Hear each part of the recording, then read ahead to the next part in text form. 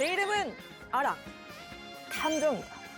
팩트만 찾는 명탐정. 진실은 언제나 하나.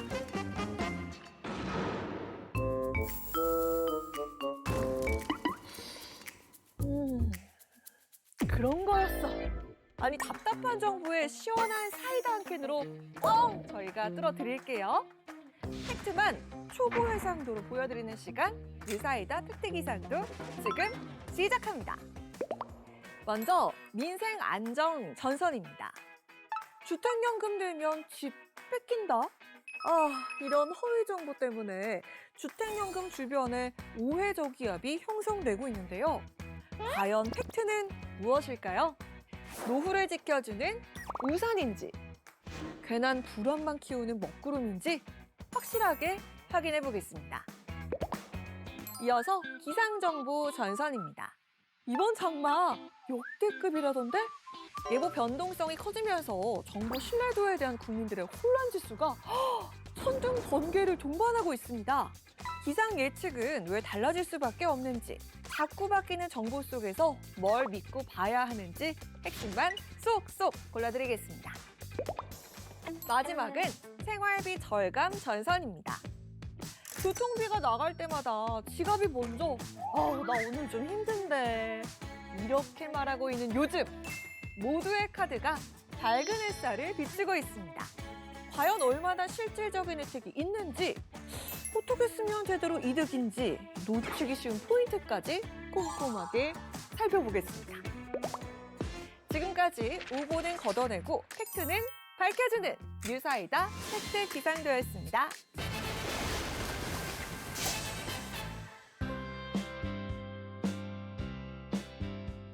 시청자 여러분 안녕하십니까? 쏟아지는 정보 속에서 팩트냐 낚시냐를 가려드리는 시간, KTV 팩트체크 유사이다의 팩트 정리맨 최대원입니다.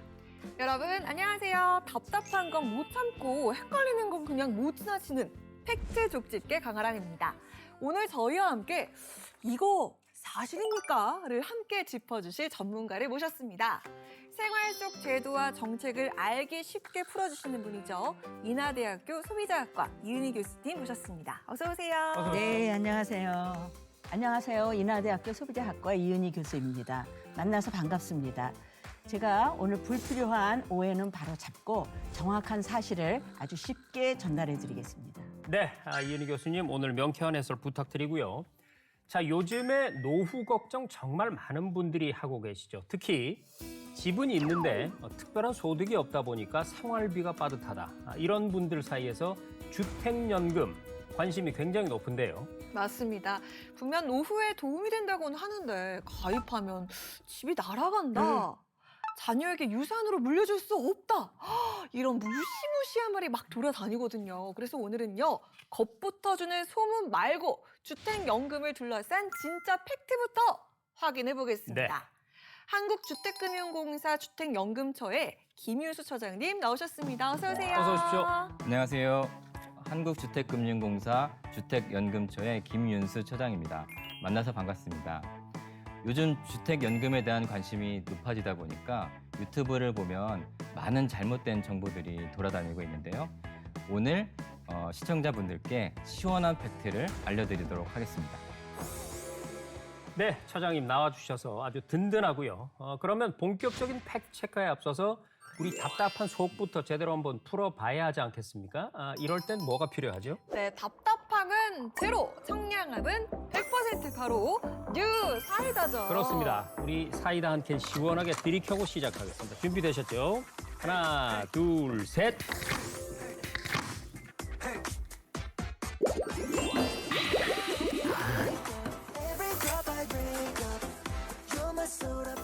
오늘 사이다는요, 정말 이 탄산 텐션이, 그렇습니다. 처장님, 아니 오늘 사이다처럼 팩트도 아주 시원하게 뚫어주실 거죠?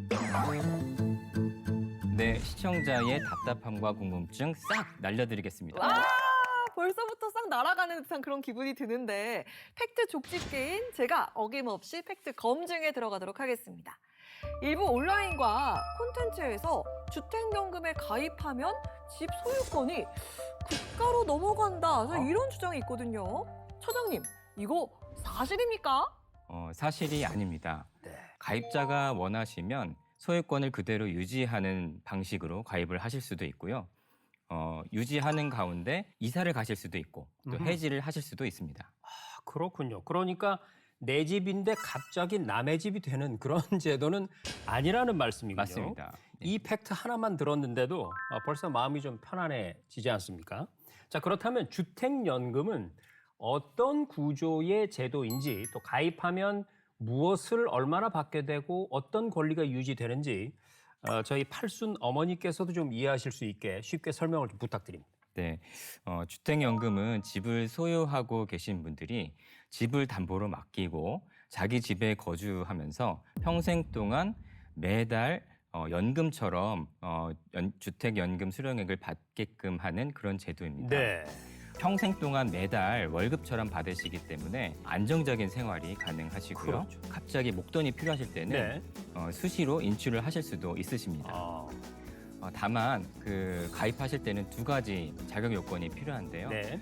주택 가격 기준으로는 공시 가격 12억 원 이하이시면 되는데 공시 가격 12억 원은 시가로는 한 17억 원 정도 됩니다. 다주택자는 합산한 가격이 주택 공시 가격 12억 원 이하이시면 거주하고 계시는 주택을 담보로 주택연금을 가입하실 수가 있고요. 네. 연령 기준으로는 연장자 기준인데요. 네. 부부 중에 한 분이라도 55세 이상이시면 가입이 가능하십니다. 네. 아, 그렇군요. 물가는 오르고 수명은 길어지는 100세 시대잖아요. 네. 자, 교수님, 이 국민연금만으로는 불안한 분들한테 주택연금의 그 노후 설계 필수 카드로 활용할 때 소비자들이 얻는 가장 쏠쏠한 실익은 뭐라고 생각하십니까? 네. 이건 이제 소비자 관점에서 한 두 가지로 말씀을 드리면 첫 번째는 주거 안정과 이 현찰을 확보할 수 있다라는 겁니다. 다시 말하면 자기 집에서 살면서 생활비를 받잖아요. 네. 그렇기 때문에 이제 자산은 있는데 돈이 없는 분들, 그런 분들한테 아주 현실적인 대안이다. 이렇게 볼 수가 있겠고요. 네. 또 하나는 자녀에게 이제 짐이 되지 않는 독립성을 확보할 수 있다. 그러니까 이제 스스로 노후를 챙기기 때문에 자녀에게 부담을 주지 않죠. 그래서 가족 전체의 삶의 만족도가 아주 높아진다고 볼 수가 있겠습니다. 네. 우리 교수님 말씀 굉장히 강의하는 것처럼 귀에 쏙쏙 들어옵니다. 잘 들려요. 네. 자, 좋습니다. 그럼 이제 본격적으로 허위 정보를 부수러 한번 가볼까요? 이름하여 오보블록 격파입니다. 오늘도 떠도는 숨은 딱 세워두고요. 팩트로 아주 산산조각을 내보도록 하겠습니다. 좋습니다. 자, 먼저 첫 번째 오브 블록인데요. 일각에선 집값이 더 오를 텐데 지금 가입하면 손해보는 거 아니냐.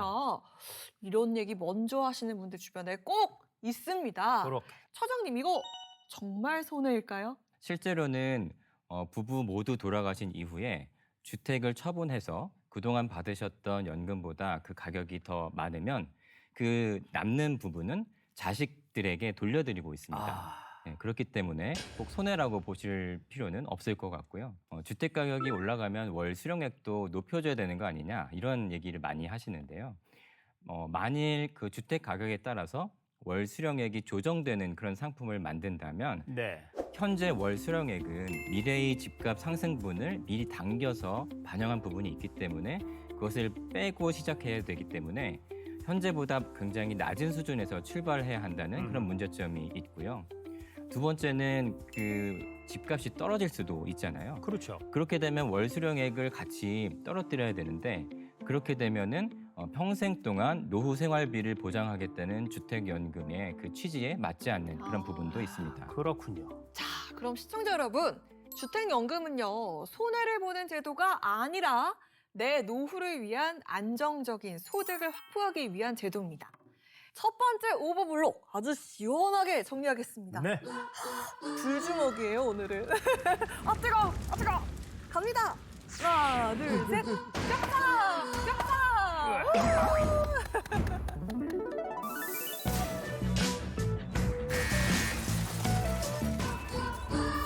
자, 두 번째 오버블록은요. 요게 아주 우리 자녀분들 가슴을 조마조마하게 만드는 그런 소문입니다. 연금을 오래 받아서 만일에 집값을 넘어가게 되면, 즉 집값보다 더 많이 받게 되면 그 차액을 자녀가 대신 갚아야 된다. 이런 정보거든요. 차장님, 이거 정말 그렇습니까? 이거 정말 그렇습니까? 아니요, 전혀 그렇지가 않습니다. 네, 다행입니다. 네, 부모님께서 다 돌아가신 이후에 주택을 처분해서 그 남는 금액이 있으면 자녀분한테 돌려드린다고 했잖아요. 그렇죠. 근데 반대로 부모님께서 연금을 많이 받으셔서 주택을 처분해도 그것을 상환하기에 모자란 것이 있으면 네. 그 모자란 부분은 자녀에게 청구하지 않고 네. 저희 공사에서 손실로 감수를 합니다. 아, 그러니까 자녀분들은 안심하고 계셔도 됩니다. 아니 이런 좋은 제도가 있습니까? 네. 그럼 두 번째 오버블록도 깔끔하게 정리해 보겠습니다. 오늘은 제가 이 손가락 하나로 격파해 보겠습니다. 팩트 무공인. 팩트의 힘을 이 손가락에 모아서 이얏! 이얏!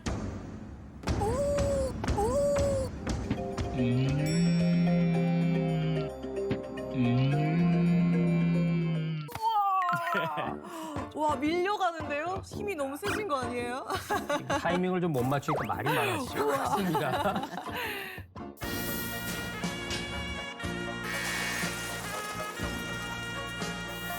이런 이야기들도 있습니다. 물가가 오르면 연금 가치가 떨어져서 이거 불리한 아하. 거 아니야? 다른 소득이 있으면 가입이 안 된다고? 자, 이렇게까지 이야기가 나오는데요. 이건 또 어떻게 되는 건가요? 미래 물가 상승 때문에 생활비가 걱정되시는 분들은 현재 그 정액형보다 최초 월 수령액은 적지만 3년마다 월 수령액이 4.5%씩 증가하는 정기 증가형을 가입하실 수도 있고요. 아하.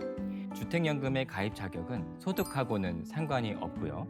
네, 국민연금 같은 공적연금을 받으신 분도 주택연금에 가입하실 수가 있습니다. 그렇군요. 아, 네.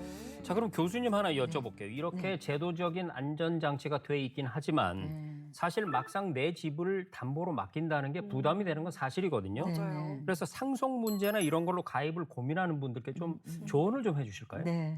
최근에는 그 셀프 부양이 하나의 중요한 흐름입니다. 그렇죠. 그러니까 네. 이제 노후에 경제적으로 독립해가지고 안정적인 생활을 유지하는 게 자녀에게도 부담이 없다 이렇게 볼 수가 있고요. 네. 따라서 이제 주택연금이라고 하는 거는 자기의 집에서 살면서 자기의 자산 가치를 연금의 형태로 받는 거기 때문에 네. 집을 파는 것보다 더 안정적이다 이렇게 볼 수가 있겠습니다. 네. 그러니까 자기의 자산을 먼저 쓰고 남으면 자녀에게 물려준다 이런 네. 개념인 것 같습니다.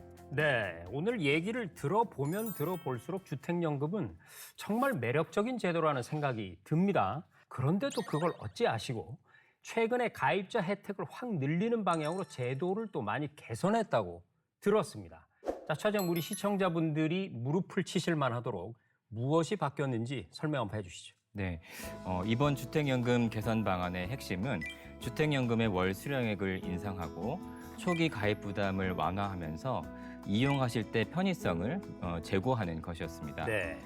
가장 먼저 3월 1일 가입자부터는 주택연금 월 수령액을 평균 가입자 기준으로 약 3.13% 인상했는데요. 평균 가입자인 72세 주택가격 4억 원 기준으로 주택연금 수령액이 기존 월 129만 7천 원에서 월 133만 8천 원으로 인상되었고 주택연금 전체 가입 기간 중 수령액은 약 849만 원 증가할 것으로 예상이 됩니다. 네. 그리고 가입 초기 한 번 납부하는 초기 보증료는 집값의 1.5%에서 1.0%로 부담을 완화했는데요. 평균 가입자의 집값이 4억 원이니까 이 경우로 말씀드리면 기존에는 초기 보증료로 600만 원을 내셔야 되는데 이제는 400만 원을 내셔도 되니까 200만 원이 감소가 된 것입니다. 참고로 초기 보증료는 가입하실 때 현금으로 내는 게 아니고요. 대출 잔액에 쌓이는 방식입니다. 하하. 또 6월 1일부터 저가주택에 거주하시는 분들에 대해서는 우대폭을 확대할 예정입니다. 네. 아, 그리고 버전 업이 된 것 같은 게 있어요. 그 어르신들이 뭐 요양원에 입소하는 경우가 많잖아요. 그렇죠. 뭐 어쩔 수 없이 집을 비워도 연금을 계속 받을 수가 있고 또 집을 임대까지 할 수 있다라고 그렇게 들었는데 이거 굉장히 좋은 것 같거든요. 설명 좀 부탁드릴게요. 네, 현재는 주택연금 가입 시 주택에 실거주하는 게 의무예요. 하지만 6월 1일부터는 부부 합산 1주택자이면서 불가피한 사유가 있을 때는 가입 시에 실거주하지 않으셔도 가입을 허용하게 됩니다. 네. 구체적인 불가피한 사유로는 3가지가 있는데요. 첫 번째로는 질병 치료를 위해서 병원이나 네. 요양원에 입소하는 경우고요. 두 번째는 자녀의 봉양을 받기 위해서 다른 주택에 아하. 장기간 체류하는 그런 경우가 있고요. 세 번째는 노인복지법상 노인주거복지시설, 일명 실버타운이라고 하는데요. 네네. 이런 것으로 이주하시는 경우가 해당되겠습니다. 그리고 이런 사유로 기존의 집을 임대하고 계실 수가 있잖아요. 네. 네, 그런 경우에도 가입이 가능하시고요. 네, 이럴 경우에는 그 전세 보증금을 저희 공사에 위탁하셔야 합니다. 네. 잘 알겠습니다. 자, 그러면 오늘의 팩트 정리 들어갑니다. 주택연금은 내 집에 살면서 노후 생활비를 마련할 수 있는 제도입니다. 소유권이 넘어간다거나 자녀에게 빚이 떠넘겨진다는 얘기는 사실과 다른 오해였습니다. 그렇습니다. 오히려 집값보다 더 받아도 이득. 남으면 자식을 줘서 더 이득. 네. 주택연금이 노후를 위한 현명한 선택지가 아닐까 싶은데요. 자, 오늘 자세한 내용 전해주신 한국주택금융공사 김윤수 처장님 대단히 고맙습니다. 고맙습니다. 초대해 주셔서 감사합니다.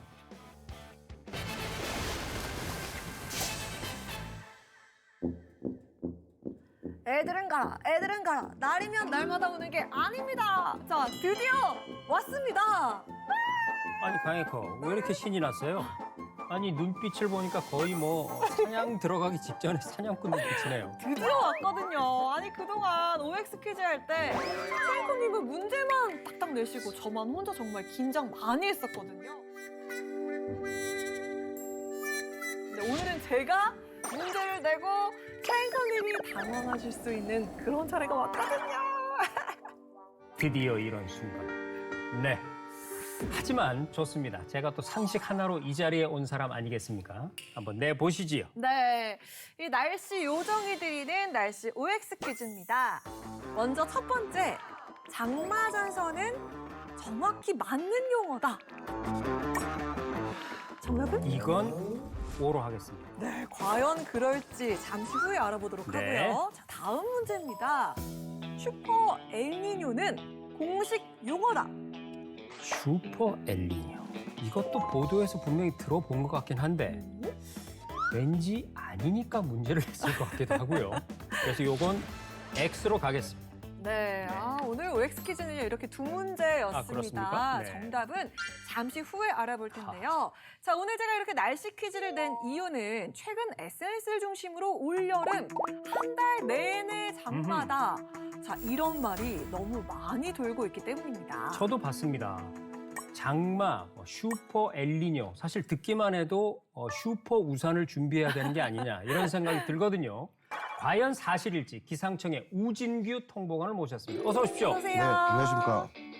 저는 기상청에서 근무하고 있는 우진규 통보관이라고 합니다. 오늘 이 많은 그 궁금증에 대해서 맑음으로 제가 간략하게 말씀드리도록 하겠습니다. 야, 아니 저희 또 친정 식구가 오니까 마음이 그렇습니다. 편안해지는 것 같고 네. 오늘 재판이에요. 그렇습니다. 열심히 한번 질문해 보도록 하겠습니다. 자, 제가 아까 앞서서 일부러 정답을 말씀드리지 않았는데요. 시청자 여러분들 정답 궁금하시죠? 자, 오늘 진짜 전문가 찬스 한번 쓰도록 하겠습니다. 네. 자, 이 통보관님, 이 내용들 장마전선, 슈퍼애니뇨 용어가 맞는지 먼저 확인 부탁드립니다. 첫 번째 OX 정답은 X입니다. 우리나라는 정체전선을 주로 사용하고요. 장마전선이라는 용어는 사용하지 않고 있습니다. 틀렸대요, 틀렸대요. 근데 사실 이 기단과 기단이 크게 충돌을 해서 굉장히 움직임이 더뎌진 상태에서 거의 한동안 지속적으로 영향을 주는 전선의 모든 형태들을 정체전선이라고 하는데요. 네. 이 장마 때 나타나는 그런 긴 비, 이런 것들의 영향이 바로 이러한 굉장히 느리게 움직이는 정체전선의 전형적인 특징이라고 보시면 되겠습니다. 슈퍼 엘니뇨는요? X가 맞습니다. 예, 우선 슈퍼 엘니뇨라고 하는 단어는 정식적으로 사용하지 않고 있습니다. 그건 맞췄습니다. 네. 우리나라를 비롯한 전 세계적으로 이 엘니뇨는 강도 등급을 매겨서 그에 따른 모니터링을 함께 하고 있습니다. 이 슈퍼 엘니뇨라고 하는 그 단어는 미국 해양대기청에서 약 한 10년 전, 6년 전 그 사이에서 슈퍼 엘니뇨라고 하는 그 매우 강한 형태의 엘니뇨가 나타났던 해가 있는데 그때 그 외신에서 처음으로 이 슈퍼 엘니뇨라는 용어를 쓰게 됐고요. 국내에 있는 언론을 통해서 그 외신의 그 용어가 그대로 들어오게 되면서 사용하게 된 것입니다. 근데 한 가지 재밌는 건 그런 슈퍼 엘니뇨라는 용어만 있었던 건 아니에요. 어떤 게 그때 있었어요? 또 맘모스 엘니뇨, 맘모스요? 네, 그리고 울트라 엘니뇨 이런 용어들이 어. 그때 외신에서도 함께 슈퍼 쓰였습니다. 울트라 초특급 엘리뇨. 네, 그렇습니다. 네. 우리가 흔히 얘기하는 그런 용어들로 이제 했었는데 아무래도 느끼기에 국민분들이 굉장히 이런 엘니뇨가 강하구나라는 걸 직관적으로 알 수 있기 때문에 네. 그런 느낌에서 들어오지 않았나라는 개인적인 판단을 하고 네. 있습니다. 익숙하다고 다 맞는 건 아니었군요. 사람은 배워야 됩니다. 자, 그럼 본격적으로 진실을 알아보겠습니다. 통고관님, SNS에 요즘 보면은요, 올여름 한 달 내내 비가 내리는 장마가 온다 이런 소문이 있거든요. 이거 사실입니까? 네, 명확하게는 절대 사실이 아니고 거의 그 가짜 뉴스에 포함이 될 수 있는 아하. 굉장히 그 허구적인 내용이라고 보시면 되겠습니다. 오. 기상청에서는 이 심평년 기간이라고 하는 1991년부터 2020년까지의 통계 자료를 통해서 네. 기후학적 그 장마의 기간을 설정하고 있는 것은 맞는데요. 네. 지난 2009년을 시작으로 해서 기상청에서는 장마 전망을 하고 있지 않습니다. 음흠. 그 이유가 통계값을 통해서 볼 수 있는 자료들은 과거에 대한 그런 경향들을 살펴보기 위함이고요. 우리가 흔히 여름철에 북태평양 고기압이 북상을 함에 따라 장마 기간으로 돌입하게 되면서 많은 분들이 관심을 갖게 되시는데요. 이 북태평양 고기압이 많은 양의 수증기를 가지고 북상을 한다 손 치더라도 상대적으로 북쪽에 있는 차고 건조한 공기가 이 기단에 맞물리면서 강한 비구름대를 형성시키게 되는데 이것이 한 달 전, 두 달 전에 이러한 강한 비구름대가 생길 것이다라고 예측하는 것은 현재 전 세계적으로 과학적으로 이러한 것들을 예측할 수 있는 과학적 도구나 수치 모델이 없기 때문에 아, 이것을 한 두 달 전에 예측하기는 매우 어렵고 앞으로 기술력이 더 발달하고 이러한 과학 기술이 조금 더 선진 기술이나 또는 AI가 적극적으로 도입이 돼서 이러한 것들이 장기적으로 하루하루의 날씨를 볼 수 있게 된다면 그때는 좀 모르겠지만 네. 현재까지는 이런 것들을 알 수는 없습니다. 저 짧게 질문 하나 드리고 싶은 게 네. 우리나라 뭐 예보만 좀 발달하지 못해서 장마 기간 예측을 못하는 거 아니냐, 다른 나라는 다 하지 않을까, 이런 추측들이 있던데 이거 사실입니까? 우선 이 장마라고 하는 용어는 전 세계적인 그런 경향 트렌드에서 있는 상황이고요. 우리나라를 비롯한 일본, 중국도 이러한 여름철 초입에 나타나는 장마의 기간을 겪게 됩니다. 네. 예측 뭐 보도하나요? 아니면 어떻게 하나요? 그래서 중국도, 일본도 이러한 장마 예측을 안 합니다. 안 해요. 예, 정확하게는 하지 못합니다. 네. 아, 네. 자, 그런데요. 이상하게도 매년 장마 6월 말, 장마 며칠 시작 이런 기사 제목들은 꼭 보이거든요. 맞아요. 네, 네. 아니, 통보관님, 이 기상청은 안 한다는데 이런 뉴스는 그럼 어디서 나오는 겁니까? 사실 저도 그게 제일 궁금하긴 합니다. 아, 네. 오히려 그 각종 언론에서 또는 기자분들께서 이러한 관심들이 시기적으로 많은 국민들의 궁금증이 있을 거라는 것은 다들 알고 계시지만 각종 이러한 온라인 영역 쪽에서 이러한 내용들이 수시로 만들어지는 것을 우리는 종종 볼 수가 있습니다. 가만히 그 안에 내용을 보시면 제가 조금 전 말씀드렸던 심평년값 1991년부터 2020년에 해당되는 30년간의 평균 장마 기간을 거기에 기재를 해놓고 그게 마치 요번 해에 나타날 것으로 예상되는 장마 기간이라고 이렇게 표현된 것으로 알고 있습니다. 그래 놓고서 한다는데 비 안 오면 기상청 사람들이 이거 예보 잘못한 거 아니냐, 그러니까요. 이런 악플도 엄청 올라오잖아요. 사실 기상청에서 발표하는 예보들이 100% 다 맞는다고 볼 수는 없거든요. 네. 때문에 이러한 시기적인 어떤 관심도에 따른 거짓 정보나 또는 좀 선을 넘어간 내용들에 대해서는 충분히 모니터링을 하고 일단은 대응을 하려고 노력하고 있습니다. 뉴사이다에서 대응을 해주시면 되겠습니다. 예, 이 그리고 자리에서 불러주셔서 감사합니다. 들으면 들을수록 통보관님 노고가 많으십니다. 네. 많이 쌓여 계셨던 게 많았던 것 같아요. 그렇습니다. 그죠? 자, 그런가 하면은요, 또 다른 보도 내용도 있습니다. 10년 만에 슈퍼 엘니뇨가 온다. 바로 이 내용인데요.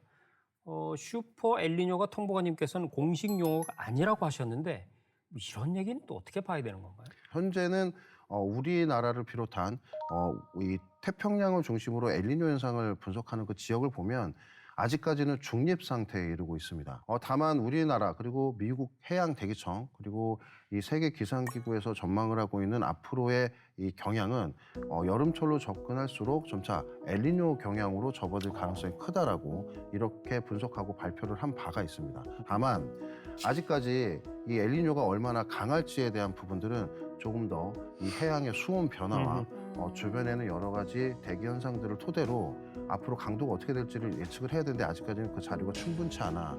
앞으로 조금 더 기간이 지난 뒤에 이러한 엘니뇨의 강도에 대한 분석, 접근이 가능할 것으로 보입니다. 그렇네요. 자, 그럼 마지막으로 나오신 김에 우리 통보관님께서 날씨와 기상 정보에 관심이 많은 우리 국민들께 뭐 당부 말씀 있으면 한마디 해주시죠. 네, 국민분들께서 항상 우리는 1년 동안에 이 반복되는 여러 가지 시기별 기상 이슈에 대해서 항상 궁금증이 많고 그리고 그것도 문의를 해 오십니다.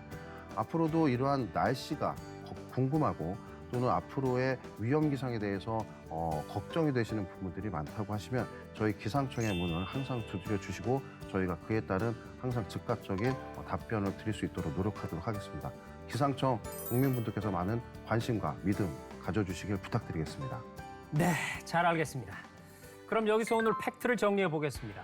올여름에 한 달 내내 계속되는 역대급 장마가 온다. 이런 얘기는 확인된 사실이 아니었습니다. 또 하나, 기상청은 장기적인 장마 기간 예측을 시행하지 않습니다.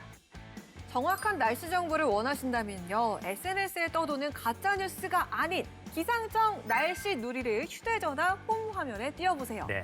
시시각각 변하는 업데이트가 되는 정확한 날씨 정보를 확인하실 수가 있습니다. 네, 오늘 정확한 소식 전해주신 우진규 통보관님이었습니다. 고맙습니다. 고맙습니다. 감사합니다.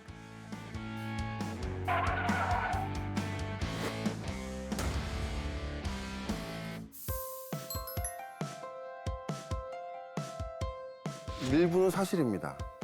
지금으로부터 약 20여 년 전에 체육대회 하는 날 실제로 비가 왔어서 그때 그 내용을 가지고 많은 언론사에서 이슈가 됐던 적은 있습니다.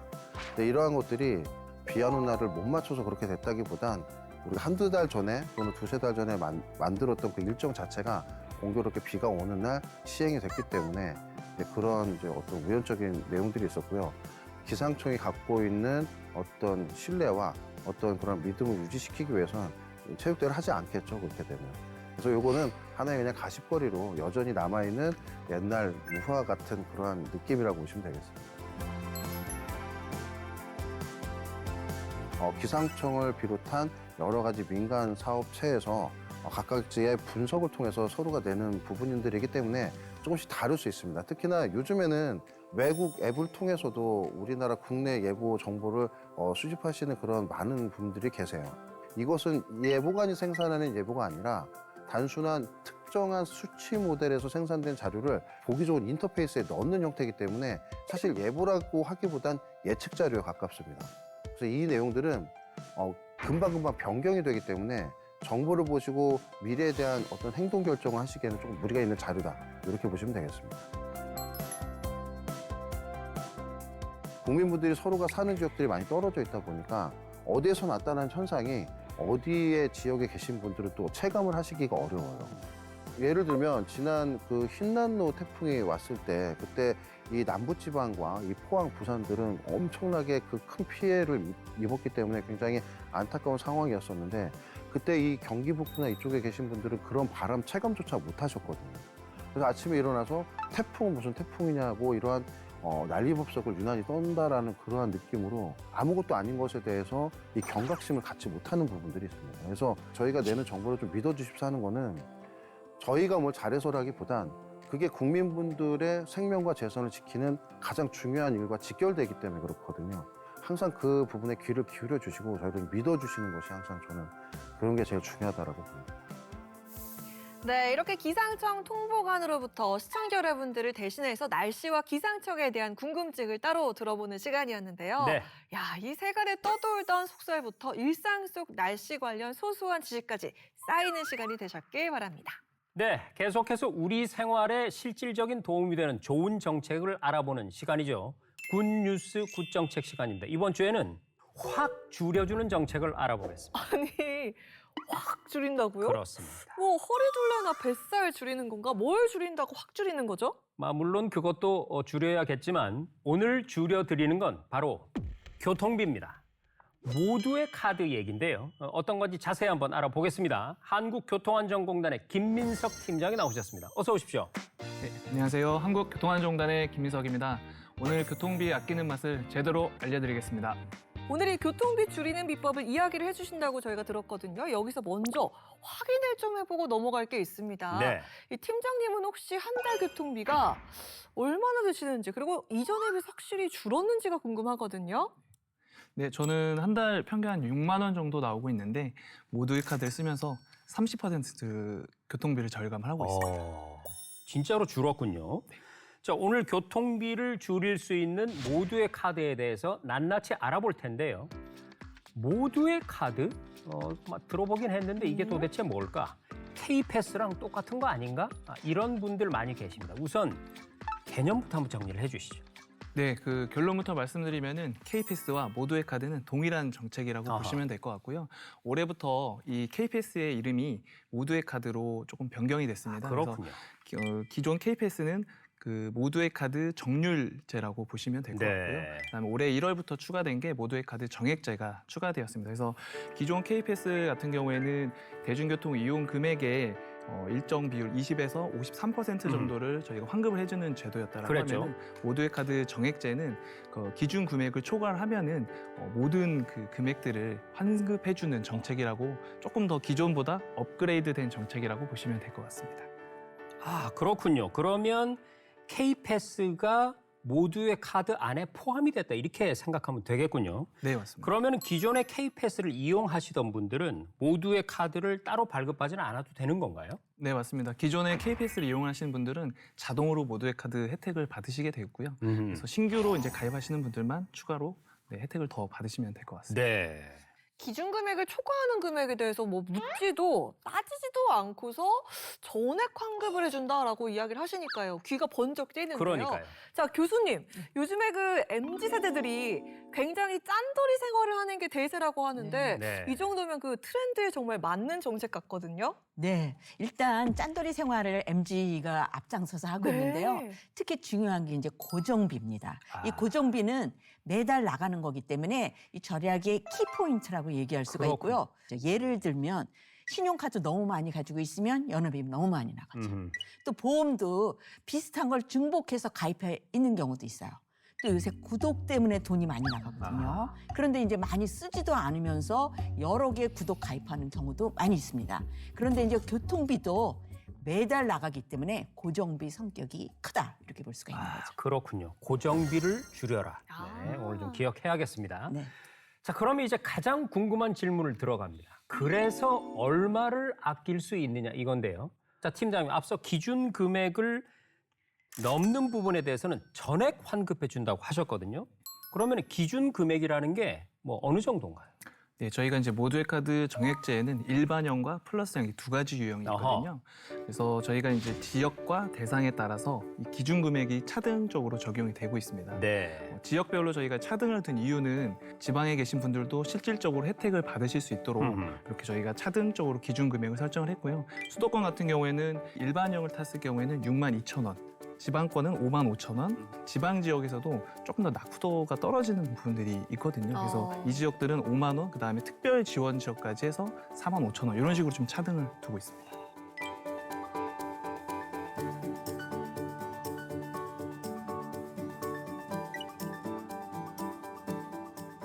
자, 게다가 이번 추경에서요. 이 모두의 카드가 6개월간 한시적으로 또 한층 강화가 됐다는데 이건 무슨 얘기인가요? 네, 아무래도 이제 중동 전쟁으로 인해서 그 고유가 시대에 지금 현재 살고 있지 않습니까? 그러니까. 이런 부분들을 지금 정부에서 조금 더 혜택을 드리기 위해서 모두의 카드 반값 모두의 카드 정책을 지금 시행을 했고요. 아하. 그래서 아까 말씀드린 기준 금액을 반값으로 지금 내린 정책을 6개월 동안 한시적으로 시행할 예정이고요.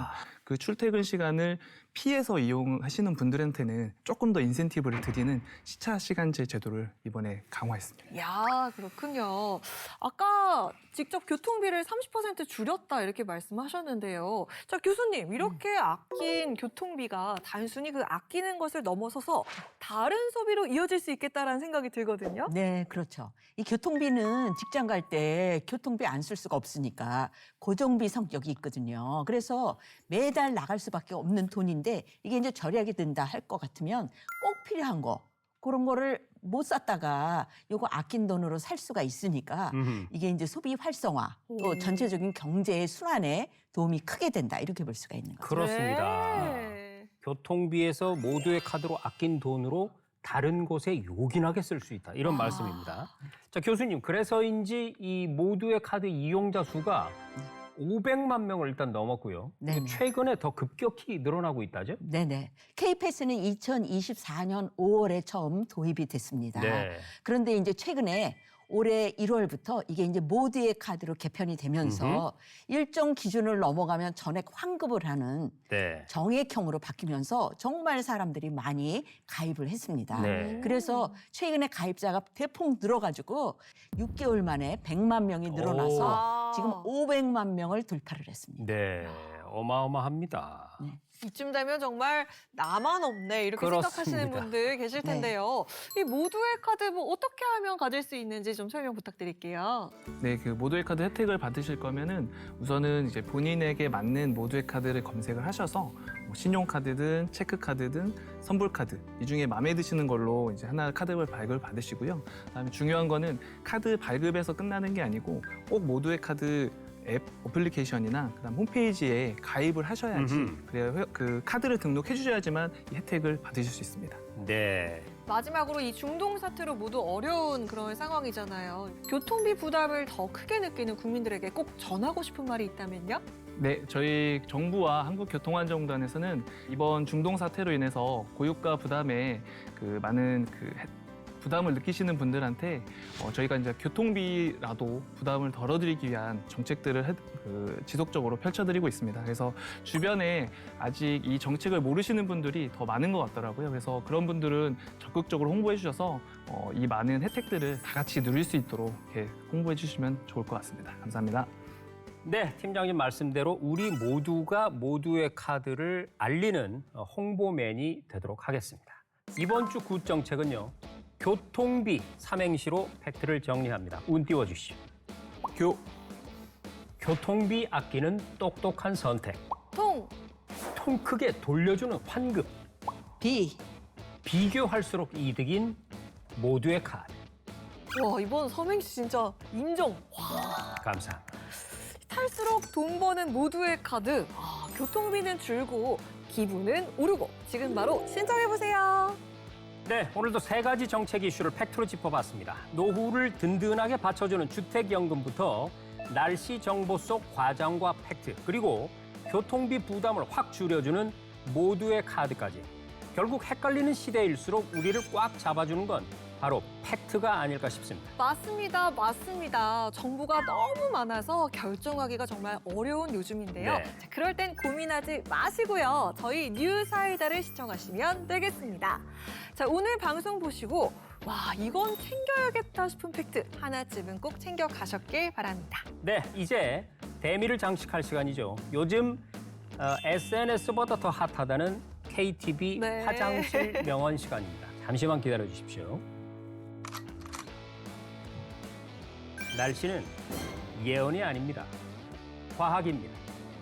네, 날씨는 과학이다. 날씨 여신에게 박수를 받았습니다. 박수.